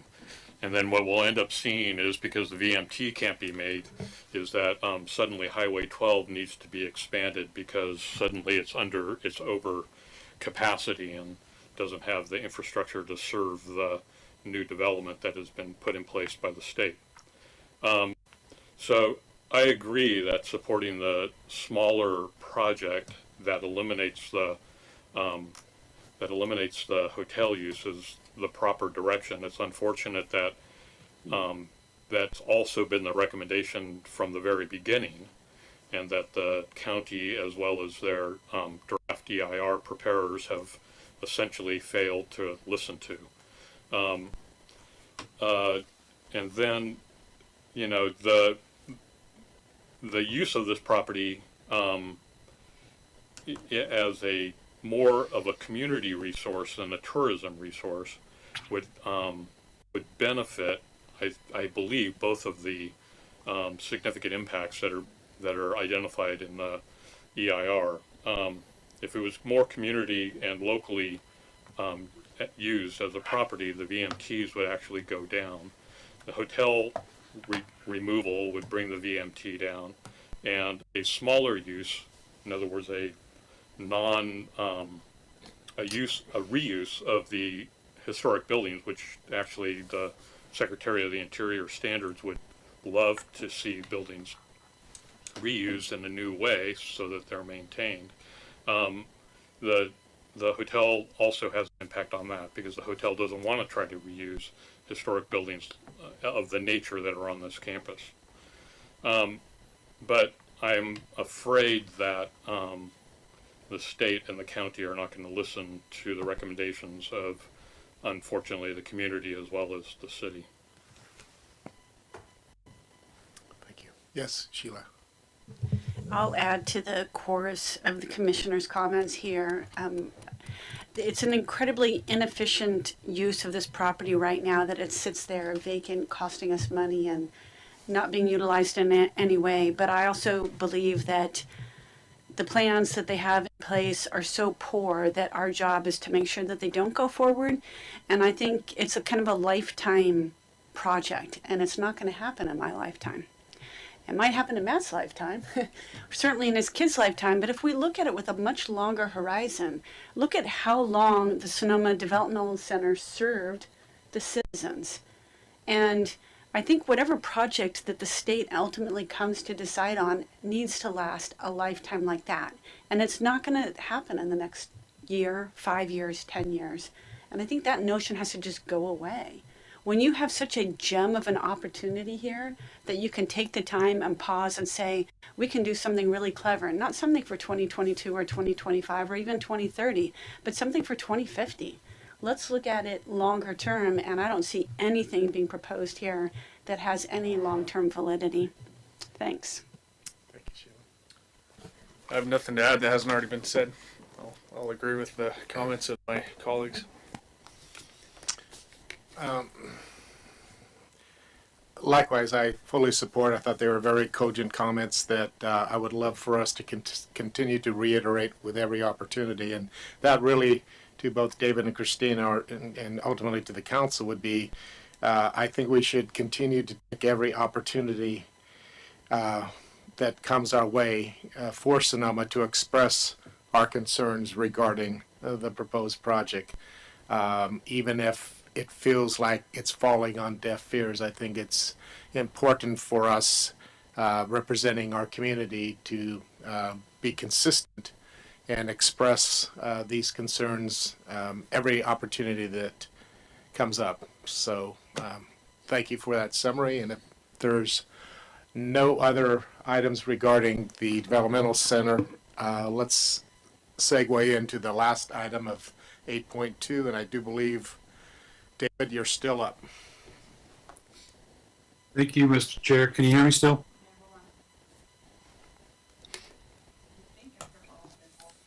I think after Christine, all can of, you hear me? yeah, hold on. This is very low tech here. We had this problem with your HPC the other night. Is there a way to get the Zoom audio? I don't know. It could be user error. No problem.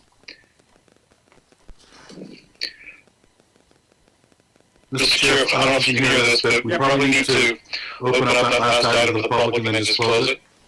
If there's nobody there in the room. I'd be happy to. We're going back to 8.1. I'm going to open it up to the public for any comment.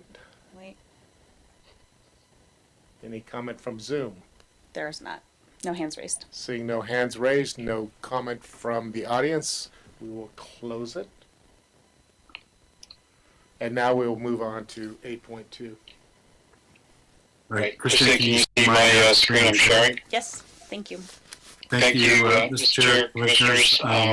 In 2006, the City Council adopted a resolution that established the City of Sonoma's inventory of historic sites and structures. That power is given to us by the legislature for the protection, enhancement, perpetuation, or use of places, sites, buildings, and structures, works of art, and other objects having special character or special historical or aesthetic value, interest, or value. And obviously, Sonoma is the home of many sites and structures of local significance, and even state and national. And I'll show a spreadsheet in a few moments to show that. And basically, this resolution that the council adopted was beginning the process, if you will. And if you look at the last whereas, you'll see here that the state of California at the time in 2006 had a list of sites and structures within Sonoma that met criteria for the designation of a historic resource. And in a few moments, I'll show you that list. The list that was adopted by this resolution totaled 94 sites and structures. But the really neat thing about this resolution, you'll see some of the people's names there. You'll see Commissioner Barnett's name there, and he will remember this process. And I'll show you here Exhibit A in just a moment. But the important thing here is the third resolution or resolve thing, paragraph there that says that anything else within our city limits that's designated by the state is automatically added to the inventory. So since 2006, there have been a total of 49 sites and structures that have been added. So we have a total of 143. I'll just go down to the next page here. And I know this is kind of upside down, and I just want to show it to you just so you can see that we did have an Excel spreadsheet And I'm going to see if I can flip that around just for a minute, rotate the view. And I'll go clockwise on this one. You can see that the top column here where it says the National Register status number, you'll see that these are 1Ds and there are some 1Ss and 2s. When you see this number 1, it basically means that it's on the National Register of Historic Places, which is really kind of a cool thing. And Sonoma is clearly blessed with, like I said, 94 sites and structures, and we have their address. Unfortunately, we didn't have the spreadsheet here of the 94 sites in Excel, but we did actually have the ability to compare what the state has created in 2020, March of 2020. They have what's called the BERD list, the BERD list, the Built Environmental Resources Directory. And so we were able to take that directory and come up with those that were on the list of 94 and subtract them from the list of on the BERD unique to Sonoma. And I'm going to see if I can find here am I sharing screen right now, Christina? Okay. I'm trying to figure out how to get the next. It'll do that up here for a minute. Bear with me.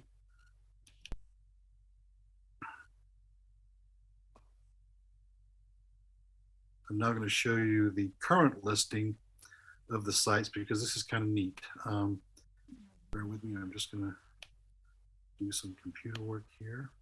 I need to share screen again.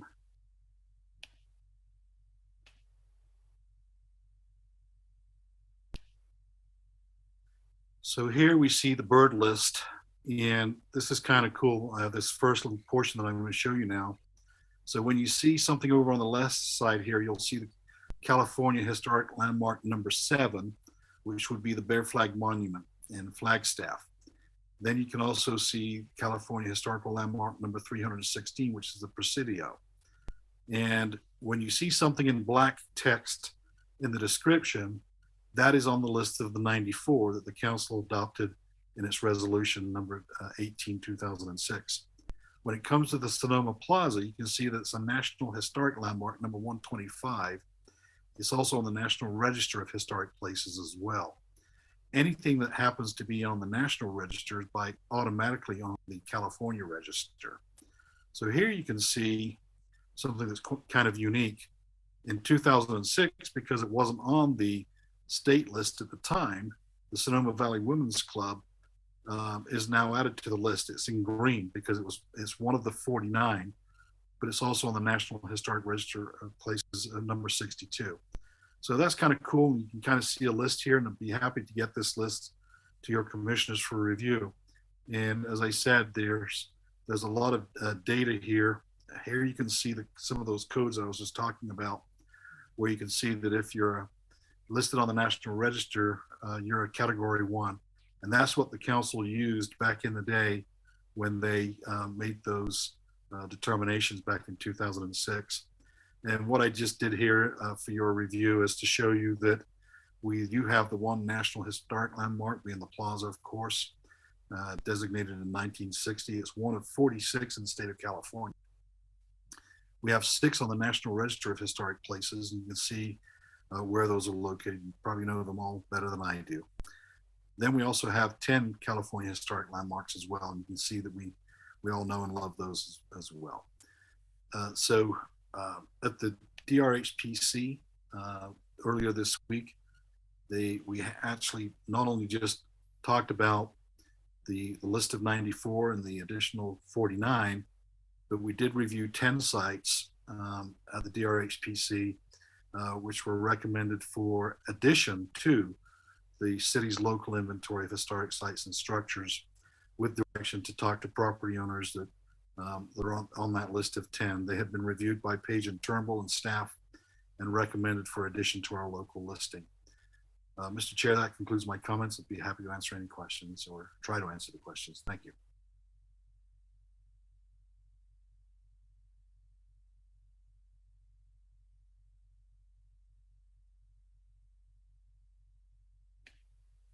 I'm sorry, I don't have access to what was in the packet.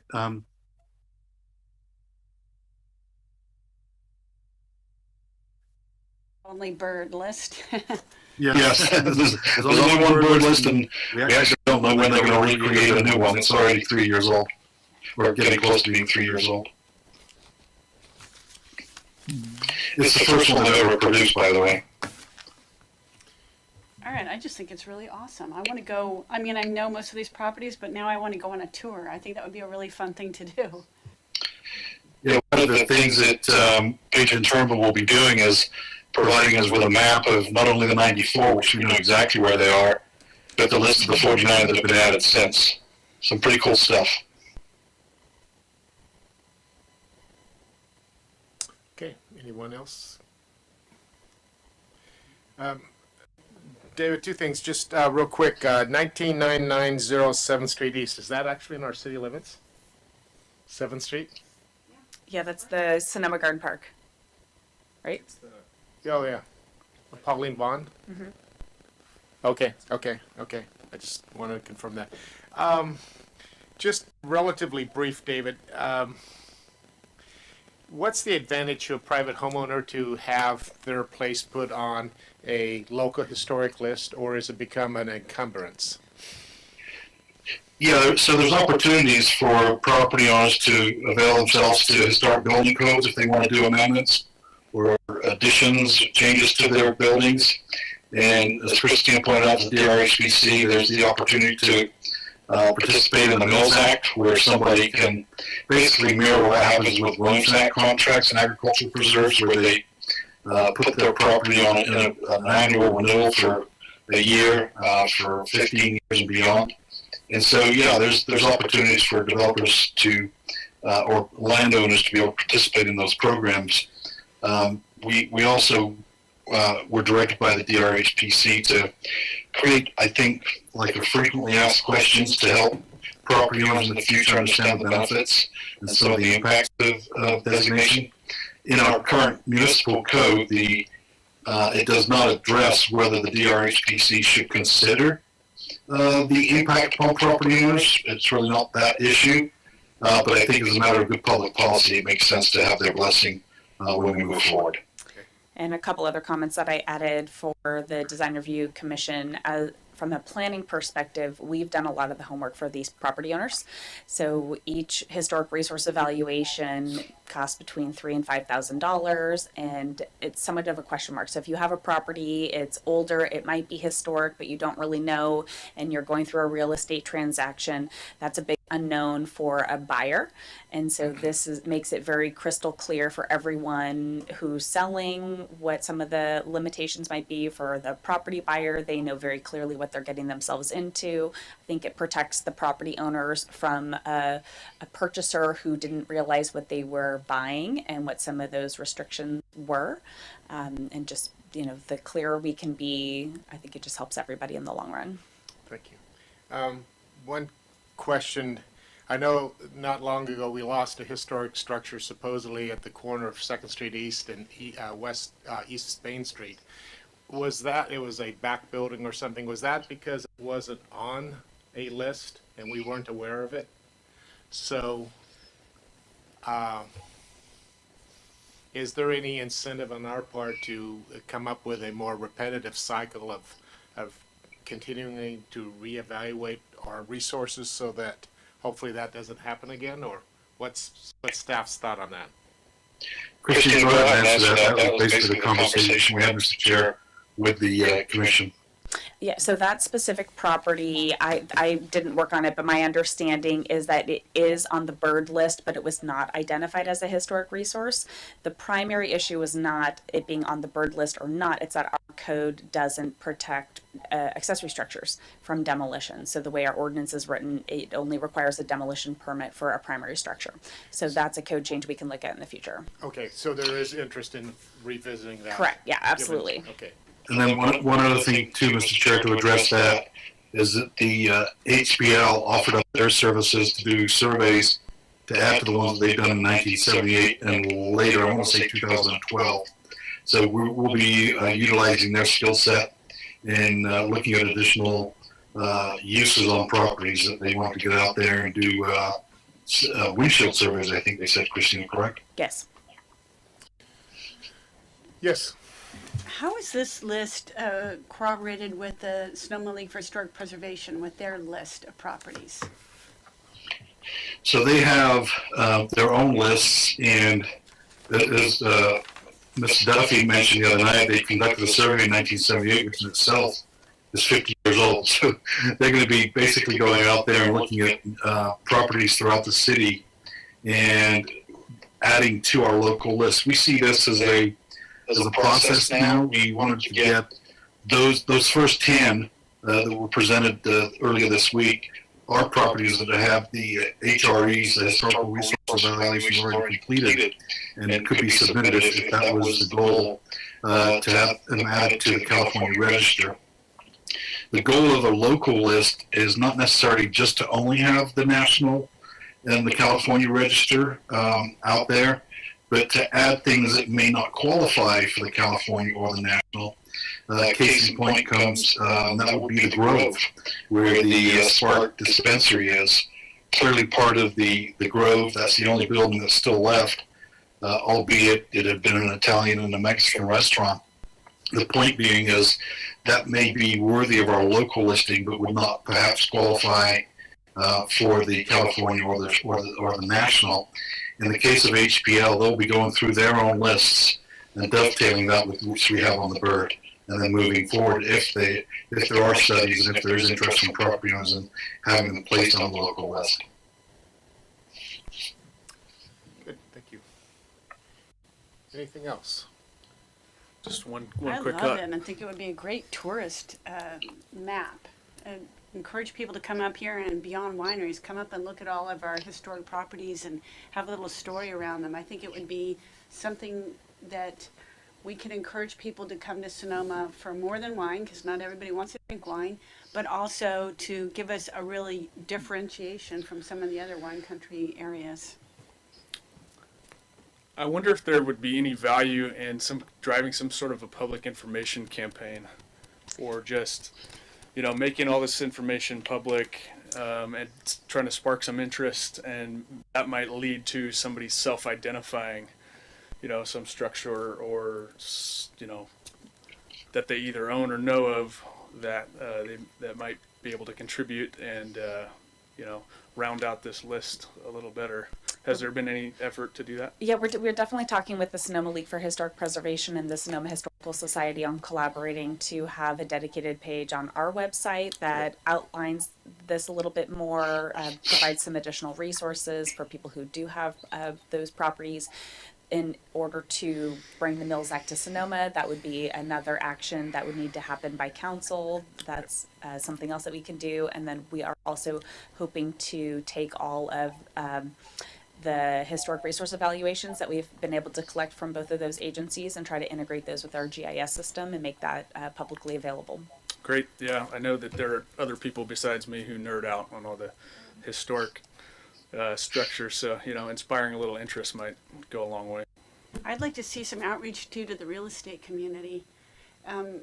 Mostly they just want to sell houses, but a lot of them are actually really interested in historic preservation, and they have access to properties that a lot of us don't have access to. And also, I think their clients would be really intrigued by a lot of this information. So if we can have some kind of an outreach, and I'd be happy to help with that. Great.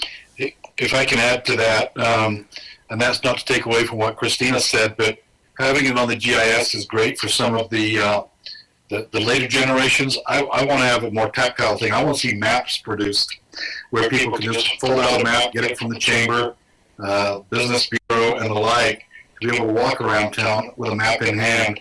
I think it's the best kept secret. We've got over 100 sites and structures here. That's phenomenal. And I think it's a very rare thing.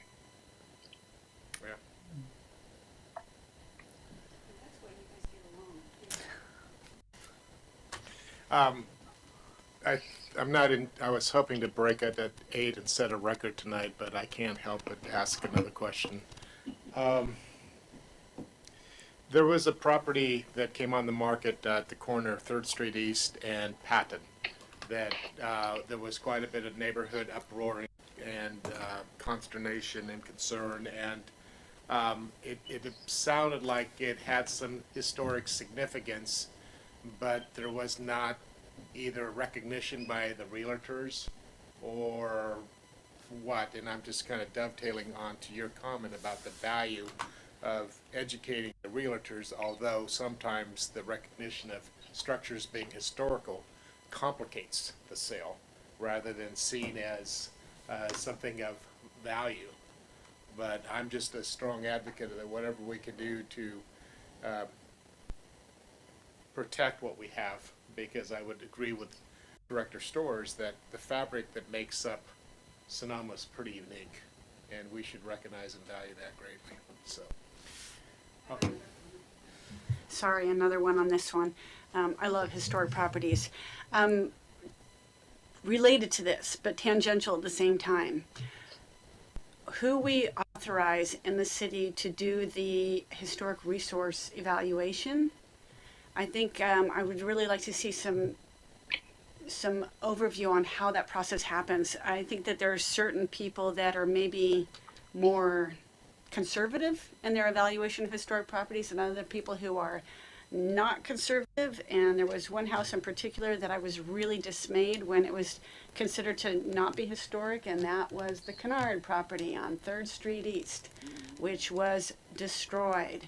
So related to this, I would just like to see how can we have something that's more objective in determining who we're going to allow to do the historic resource evaluation.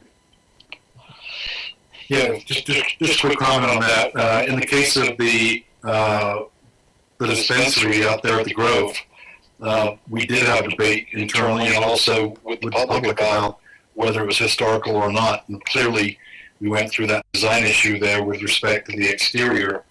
And as a result, there will be a new HRE performed on that property.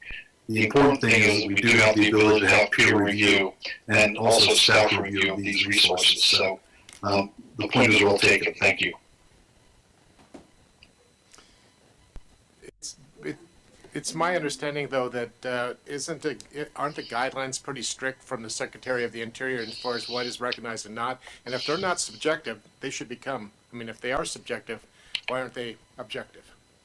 We also have the criteria in our municipal code, and we actually have the HPL referenced as a resource for us to do that. And of course, we also involve the Sonoma Historical Society as well, Okay. the Sonoma Valley Historical Society. Thank you. Anything else? Okay, the Sonoma Valley Historical Society is different than the Sonoma League for Historic Preservation. Yes, that is correct. And why we have two in such a small town, I'll never know. Yeah. Aren't we a model of getting along here? Their missions are different. Yeah, their missions are different. Right. Okay. If nothing else, then thank you, David, for that. And we're gonna then actually, I'm not sure who's going to be involved on issues update and comments from the commission, but let's start with issues update. Was that for me, Mr. Chair? That's for anybody who is in a position to give us updates. Yes, I can do that. I have two, and then if Christine has something to add. Just earlier this week, past week, the week before last, the first Wednesday of the month, the first Monday of the month, the MSR for the city of Sonoma was approved by LAFCO. And at this point, it is formalized, so you can actually go onto the Sonoma LAFCO website to get a copy of that version and see within it its recommendations.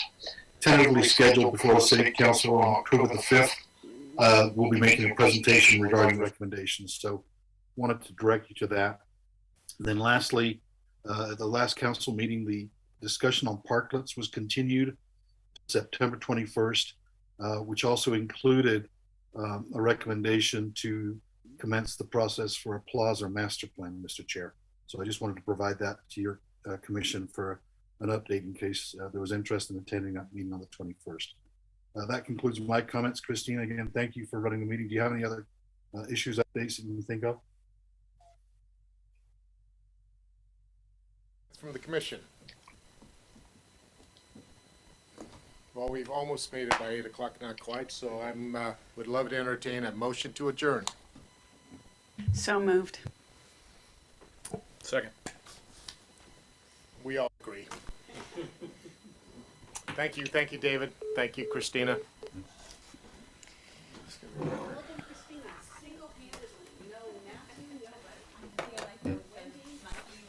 Still out at 8. Thank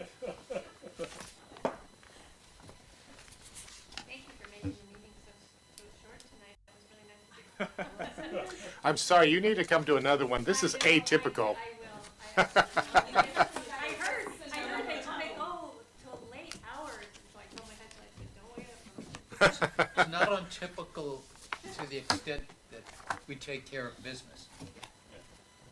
That's fairly typical.